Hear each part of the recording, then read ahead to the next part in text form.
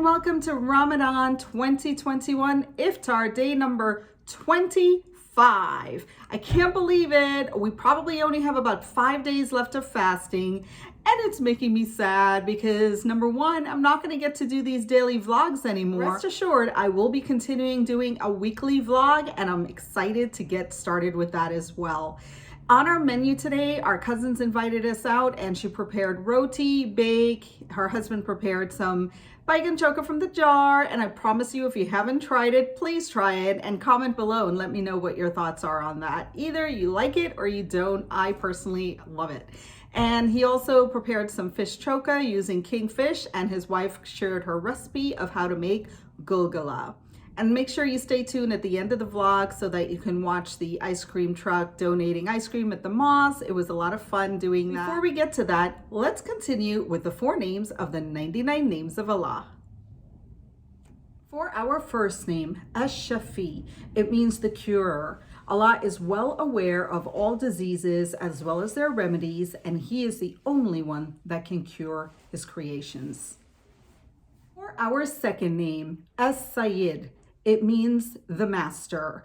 Allah is the master of His creation, and they all bow down to Him at His command. Our third name, Al-Witir, it means the one who has no equal.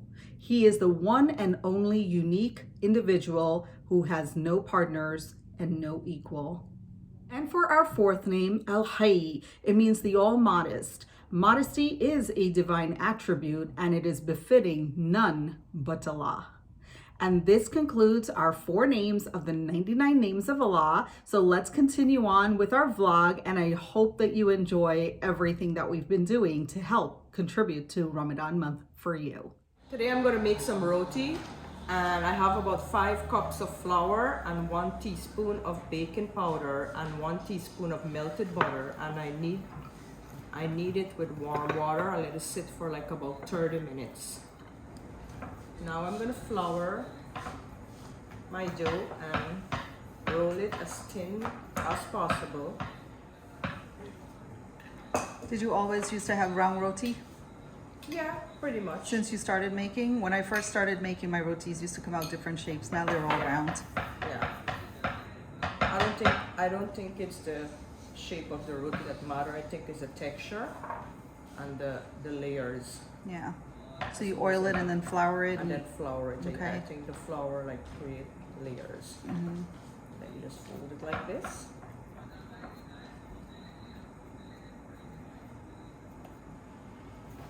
Ta-da! So I take my roti dough and I want to flatten it around the ends.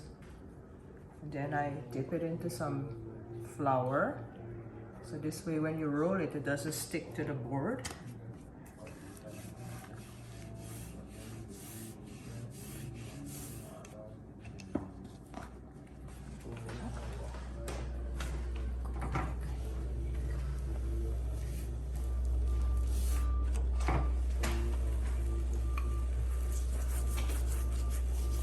It over.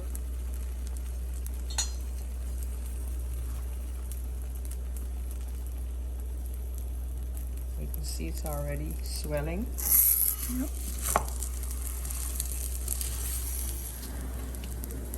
Then we're going to fold it into half. Then we're going to put it there.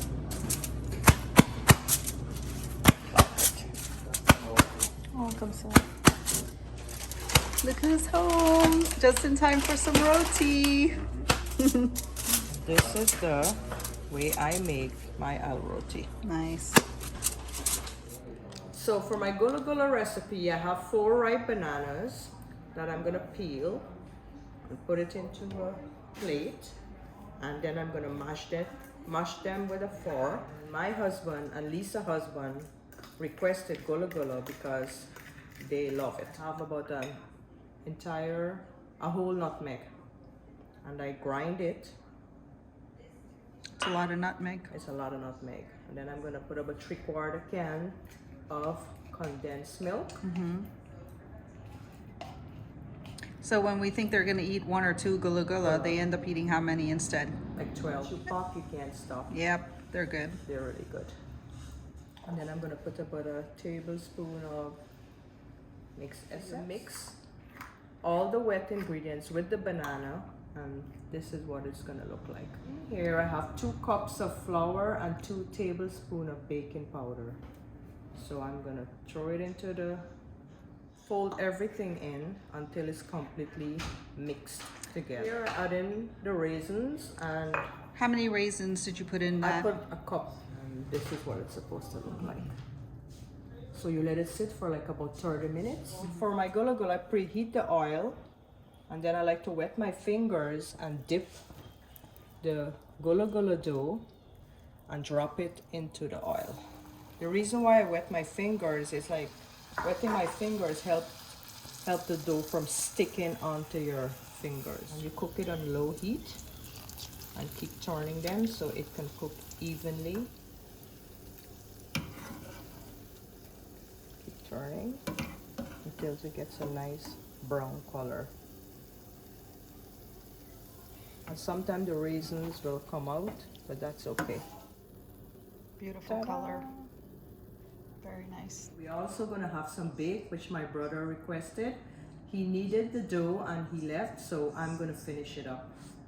Roll out the baked dough, put a little dry flour, and I'm gonna make them into. So he put yeast in that instead of baking powder? Yeah, he put yeast and a little bit of brown sugar and a little bit of butter. And a little bit of baking powder and a pinch of salt. I'm gonna roll it like this and roll it into a ball.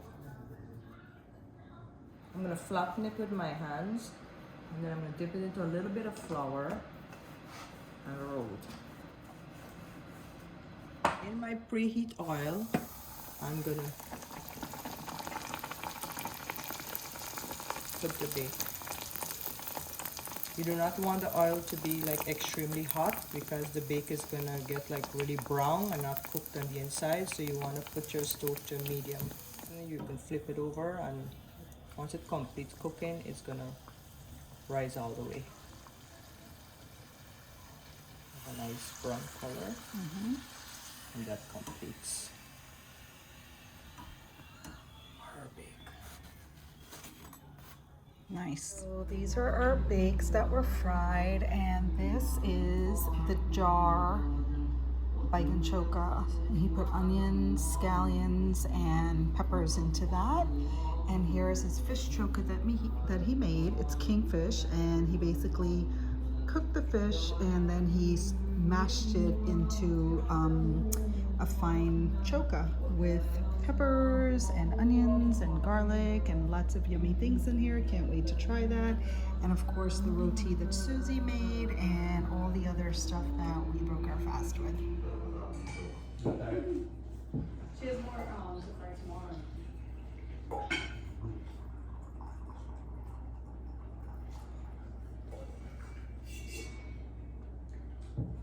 We good. Your tea.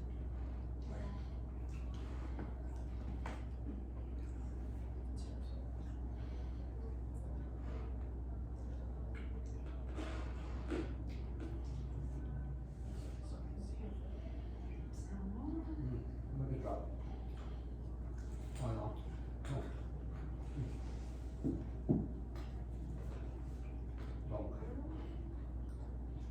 They're munchkins, right?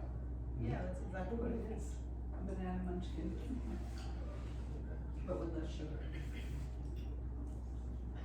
Like how you make mithai, they do the sugar coating over it. If you do sugar coating over it, it'll be like a munchkin. I'm here at Quran al Sunnah, and this is the mosque that we usually come to.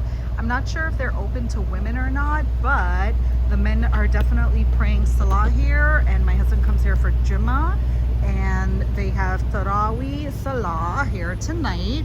However, my cousin is offering his ice cream truck to all of the people that are attending the mosque tonight. So every year he does this. He'll come out and he'll donate his ice creams. And the difference this year is because it's, you know, kind of still a pandemic, there's very few people. But normally when he does this, there's usually a line wrapped all the way down to the other end of the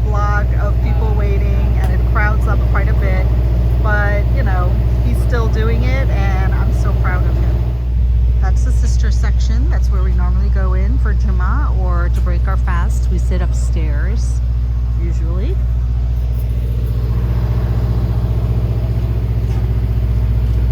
We selling, uncle.